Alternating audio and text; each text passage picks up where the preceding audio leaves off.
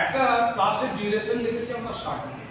প্রথম 20 minute traditional মেথডে শিক্ষক তার ক্লাসের চকডাস্টটা ইউজ করে পড়ায়। দ্বিতীয় পর্বটা হচ্ছে পিপিটি চার্ট কম্পিউটারের সাহায্যে ব্যবহার করে আমরা জিনিসটা বোঝাবো। তারপর হচ্ছে ছেলেদিকে ল্যাবরেটরিতে নিয়ে গিয়ে হাতে কলমে শিক্ষাটা আমরা দেবো। We have divided our total class in 3 ways. First one is the traditional method.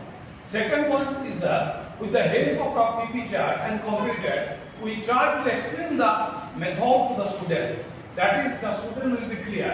Third one, for practical experience, we take the student to the laboratory and we will see the instrument, and in hands-on working method, they will learn and concepts that clear, and that is too much helpful for clearing their understanding power and application power.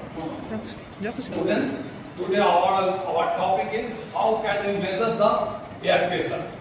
Now all of you know the definition of the air pressure. Now you see we can measure the air pressure with an instrument. What is the name of this instrument? That we can measure the air pressure. Do you know what is this? Please see the blackboard. What is the name of this instrument? Barometer. Okay, that is barometer. With the help of this barometer, we can measure the pressure of air. Okay, so you have seen all the levels are there. Main scale reading is also there. Vernier scale reading is also there, and we will follow the mercury level, and with the help of this mercury level, we can measure the air pressure.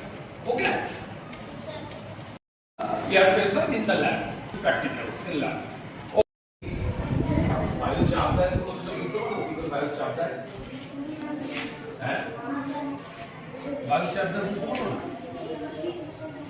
মনে করো একটা কাঁচের glass নেই, কাঁচের গ্লাসের মধ্যে তুমি জল ভরবে, এমন ভাবে গ্লাসটাকে জল ভর্তি করলে পুরো জল ভর্তি করবে। এই যে একটা প্লেট নিলে তো এটাকে মনে করো তুমি জল দিয়ে ভর্তি করবে, ঠিক আছে? জল তুমি জল আছে জল হচ্ছে কি বলতো বায়ু, তাই তো? সেই বায়ু আমাদের চাপ দেয়, বায়ু ওপর দিকেও চাপ দেয়, নিচের দিকেও চাপ দেয়, এগুলো আমরা সবাই জানি। কিন্তু আমরা মুখে বললে তো হবে না, আমাদের দেখতে হবে বায়ু কি করে চাপ দেয়।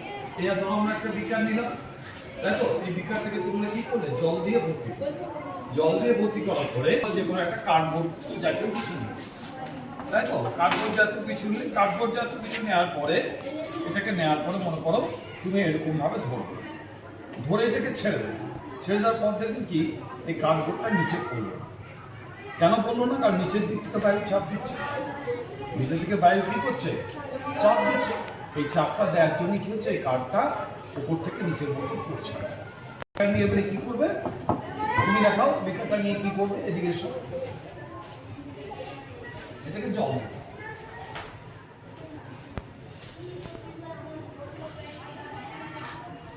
তুমি দাও আস্তে আস্তে।